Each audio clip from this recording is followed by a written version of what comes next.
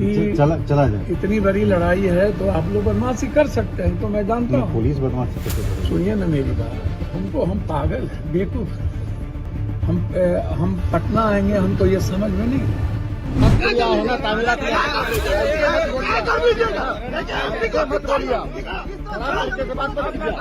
बिल्कुल इस तरह से बात मत कीजिए, एकदम खराब तरह से बात मत कीजिए। गाड़ी देता जी, नहीं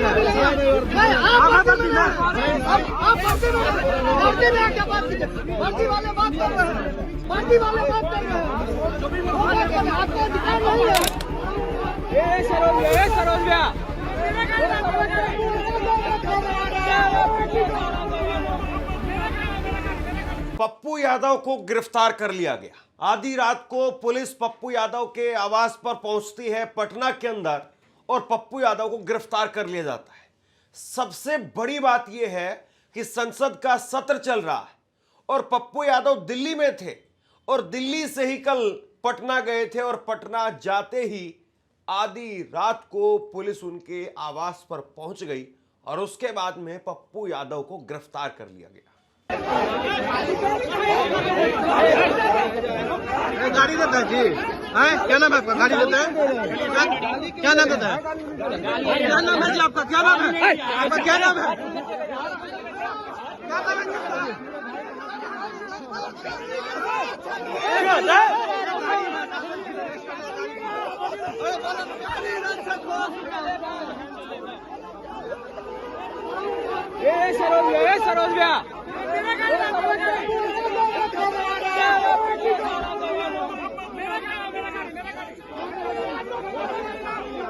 एक 31 साल पुराना मामला है और 31 साल पुराने इस मामले के अंदर कोई आपराधिक मामला भी नहीं है।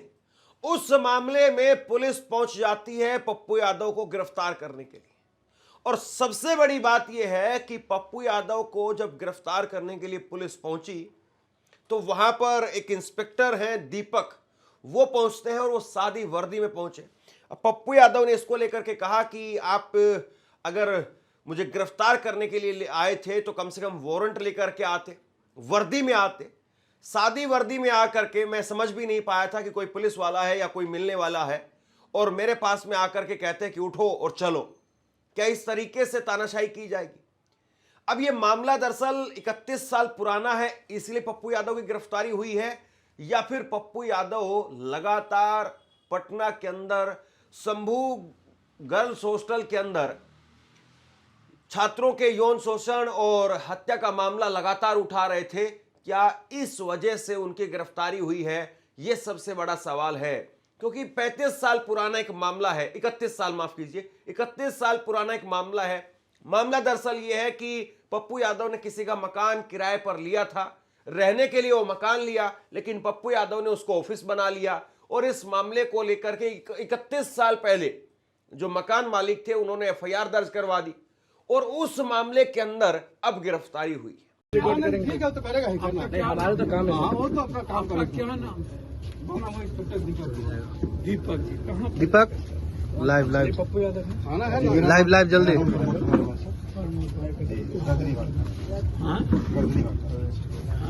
गिरफ्तारी में ऑब्जेक्शन नहीं करना है। नहीं, मीडिया से हम मीडिया से है। हम मीडिया से हैं।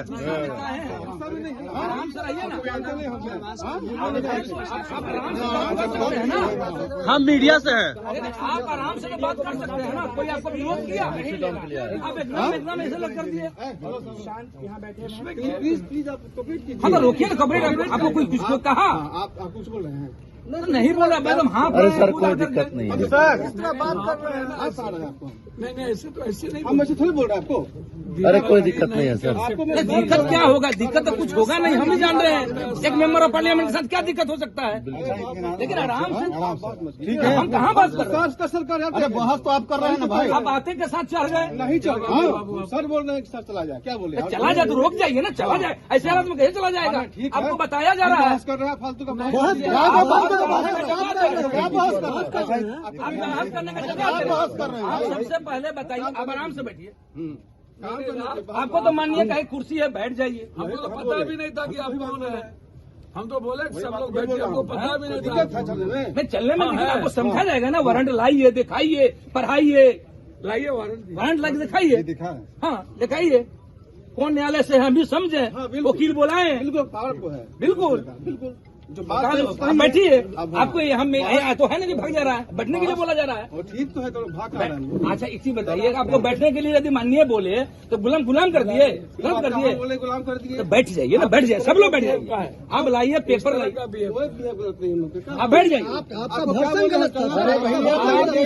आप बैठ जाइए। अरे ऐसा पूरी नहीं खबरें होता। सब मिलेगी। इतना विवाद बढ़ा रहे हैं भाई।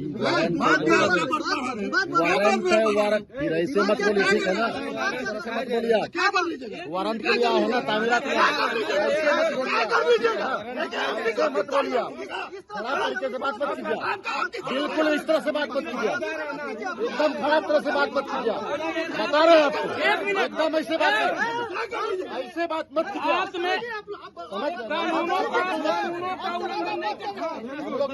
जगह सुनिए, आप जगह कानून का उल्लंघन नहीं बदतमीजी मत कीजिए।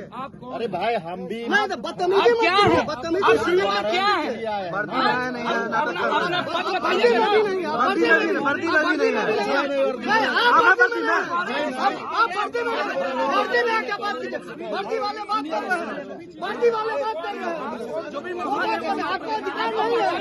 अब इस मामले को लेकर के हंगामा बढ़ गया और पप्पू यादव ने कहा कि जिस तरीके से मेरे साथ में यहां पर तानाशाही की है, इसको तो मैं नहीं मानने वाला। पप्पू यादव ने कहा कि सादी वर्दी के अंदर आखिरकार क्यों आए? क्या वाकई मामला इतना सीरियस है कि एक सांसद को, और वो वैसे निर्दलीय सांसद हैं लेकिन 6 बार के सांसद हैं, एक 6 बार के सांसद को रात को 10, 11, 12 बजे पुलिस पहुंच जाए और जाकर के उनको गिरफ्तार करने के लिए वहां पर उनके लोगों से कहे कि अब चलने दीजिए, निकलने दीजिए इनको। हालांकि पप्पू यादव की तबीयत खराब हो गई है, मैं आपको तस्वीरें वो भी दिखाऊंगा, लेकिन आप देखिए पप्पू यादव कह रहे हैं कि सिविल वर्दी के अंदर आकर के मुझे धमकाया क्यों जा रहा है, इस तरीके से बिना वारंट के पुलिस घुस कैसे गई। साहब थानाध्यक्ष और जिनका प्रधानी बाग बैठिए, आप लोग रहिए साथ में रहिए, आप लोग देखिए, आप लोग आपका काम है। इसका भी है,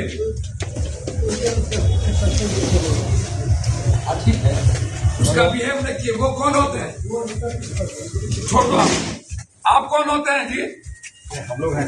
हाँ बस आप बात करिए। मैं इनसे बात कर रहा हूँ। नहीं आप कौन होते हैं? मैं आपसे बात नहीं कर रहा हूँ। नहीं आप कौन होते हैं मिस्टर दीपक? मैं सब टीम के सदस्य। भैया टीम के सदस्य आप कौन होते हैं? हम है ना इनके सदस्य। आप नहीं, आप सिविल में आकर के तभी आप क्या? मैंने आपको इज्जत के साथ कहा कि सर, कौन चीज का आप हमको इज्जत देंगे? आप आते ही बोलते हैं कि आप चलिए, आप बोलने का आपको हक है, कुछ बोल लीजिए। क्या कौन सी बोल लीजिए, कौन सी बोलने का हक है? वारंट है। आप सिविल में क्यों आए मेरे? हाँ हम लोग हैं। और नहीं आपको सिविल में क्यों आए मेरे? मैं साथ में था इनके, सिविल में नहीं थे आगे में, आप देख लीजिए वीडियो। ठीक है, वीडियो है ना। ये बोले भी नहीं हम कानून का पालन किया जाए प्लीज। मैंने पहले भी कहा कि मैं रात में नहीं जाऊंगा। हमारे एडवोकेट आ रहे हैं, हम समझेंगे। बिल्कुल आपने कहा, मैंने कहा ये बात, आप बुलाइए एडवोकेट साहब को, कोई दिक्कत नहीं है, लेकिन कानून का पालन करना पड़ेगा सर।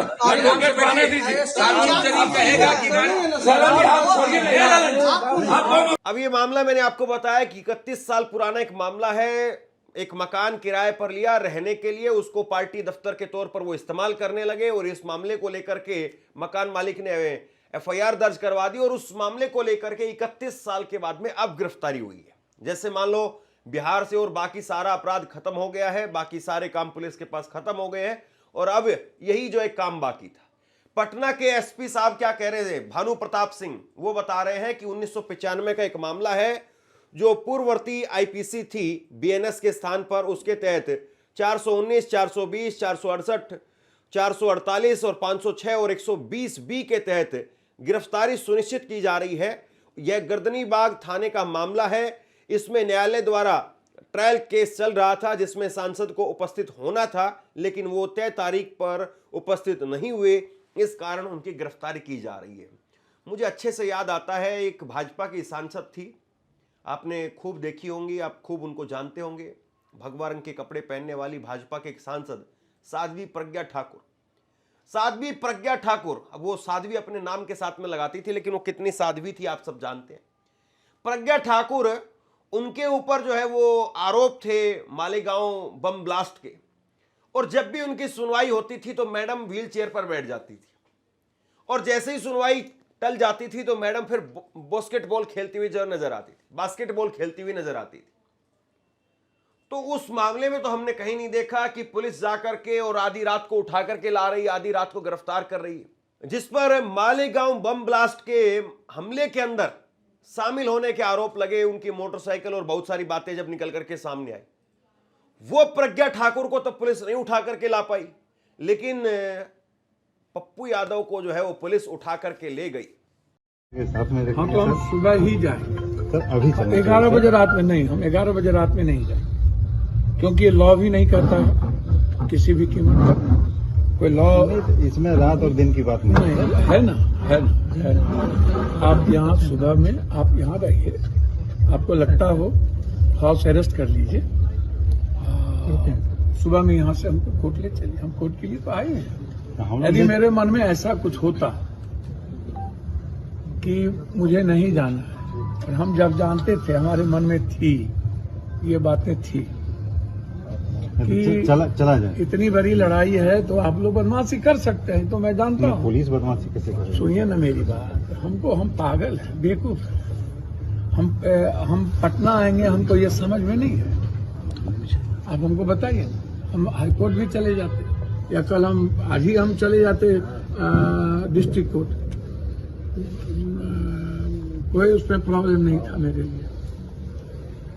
हम नहीं आते, डायरेक्टर कोर्ट जाते, डायरेक्टली कोर्ट चले जाते। हम लोग कोर्ट ले चलेंगे सर, चला जाए नहीं, हम लोग के साथ में। प्रमोद बाबू, आपको जिनको कहना हो कह लीजिए, मैं सुबह ही जाऊंगा एज ए लॉ। हम लोग लॉ के अनुसार ही हैं। नहीं, लॉ के अनुसार 11 बजे एक कॉमन आदमी के घर में भी वारंट में नहीं, दिन रात की कोई बात है नहीं ना, है। क्योंकि अब हम लोग अनावश्यक बात को मैंने अनावश्यक की बातें नहीं। यहाँ कितनी वारंट होगी? नहीं है। ठीक है, तो करेगा ही, हमारे तो काम है, वो तो अपना काम। सबसे बड़ा सवाल यह है कि पप्पू यादव अक्सर जहां पर भी जरूरत होती है वहां पर नजर आते हैं। पप्पू यादव, चाहे वो बाढ़ हो, चाहे और कोई दूसरा मसला हो, वो पहुंच जाते हैं।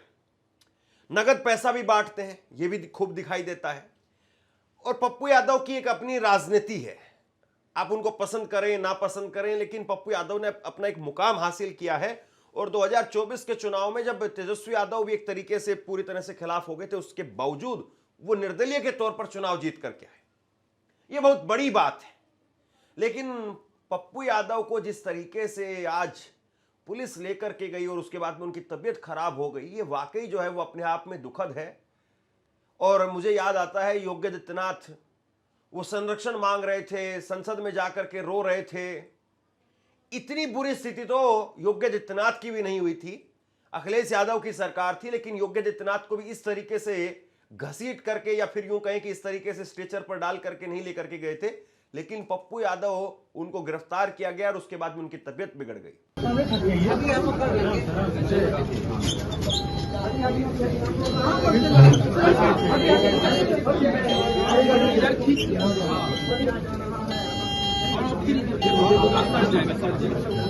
भाई छोड़ो, हाँ करो।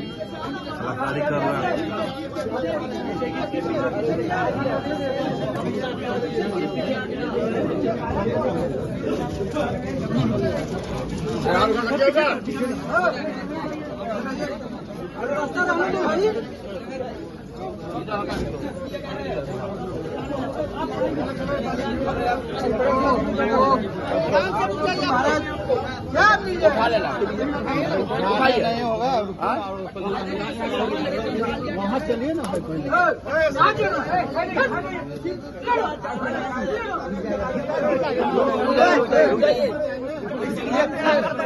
टेढ़ा मत कीजिए।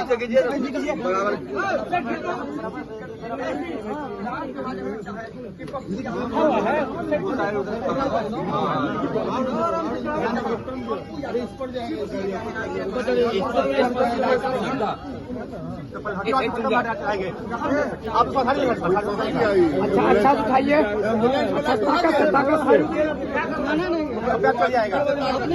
अब इस मामले को लेकर के प्रतिक्रियाएं आ रही हैं सामने। चंद्रशेखर आजाद, उन्होंने कहा है कि रात के अंधेरे में पूर्णिया के लोकप्रिय सांसद पप्पू यादव की गिरफ्तारी बिहार की एनडीए सरकार की डर और दमन और बदले की राजनीति का खुला ऐलान है। जो सत्ता जनता के सवालों से घबरा जाती है, वही सत्ता आधी रात को जन नेताओं को निशाना बनाती है। यह कानून का राज नहीं बल्कि सत्ता का अहंकार है। बीमारी के बावजूद एक जन नेता को इस तरह से निशाना बनाना सत्ता की संवेदनहीनता और क्रूर मानसिकता को उजागर करता है। बिहार की जनता समझ रही है, तानाशाही के खिलाफ यह लड़ाई और तेज होगी। तो पप्पू यादव को लेकर के इस वक्त में रिएक्शन निकल करके सामने आ रहे हैं। पप्पू यादव तेज तरार तरीके से न केवल अपनी बात रखते हैं, हाल ही में उनके बेटे सार्थक रंजन, उनको आईपीएल की टीम में जो है शामिल किया गया और उन्होंने दिल्ली में एक डिनर जो है वो आयोजित किया। उस डिनर में मैं भी गया था, मैंने भी मुलाकात की। और पप्पू यादव जो है वो अक्सर मिलनसार आदमी रहे हैं। उन्होंने अपनी जो संसद आवास है उसमें एक खास तरीके से जो है वो सेवा आश्रम बनाया है, जिसमें बिहार के लोग आकर के रह सकते हैं। अगर कोई इलाज करवाने के लिए आता है या कोई पेपर एग्जाम वगैरह देने के लिए कोई स्टूडेंट आता है, वो रह सकता है। इसीलिए मैंने कहा कि पप्पू यादव को आप पसंद करें नापसंद करें, लेकिन जिस तरीके से जो कुछ हुआ है ये अपने आप में वाकई बहुत सारे सवाल खड़े करता है कि आखिरकार पप्पू यादव की गिरफ्तारी की ऐसी क्या जरूरत थी। अब ये मामला किस तरीके से आगे बढ़ेगा, ये सबसे बड़ा सवाल है। एक तस्वीर के साथ में मैं आपको छोड़ करके जा रहा हूं। ये तस्वीर आप देखिए, ये तस्वीर है उस शंभू गर्ल हॉस्टल की जिसको लेकर के आरोप लग रहे हैं कि शंभू गर्ल हॉस्टल के अंदर छात्रों के साथ में यौन शोषण किया गया, उनकी हत्या की गई। बहुत सारे जो है वो आरोप लगे और पप्पू यादव लगातार इस मामले को उठा रहे थे। उनकी गिरफ्तारी हो गई है। मदर ऑफ डेमोक्रेसी का नारा नरेंद्र मोदी साहब देते हैं, लेकिन आप सोचिए कि क्या बीजेपी के किसी छुटभइये नेता की भी इस तरीके से कोई गिरफ्तारी हुई है क्या? एक 6 बार के सांसद को अगर इस तरीके से गिरफ्तार किया जा रहा है और एक 31 साल पुराने एक ऐसे मामले को लेकर के जो आपराधिक मामला भी नहीं है, उस मामले को लेकर आप सोचिए कि इस मामले में क्या वाकई पुलिस ने ठीक काम किया है या फिर पप्पू यादव को निशाना बनाया गया? नीचे कमेंट बॉक्स में अपनी राय लिख करके जरूर बताइए। इस खबर को शेयर कीजिए। धन्यवाद।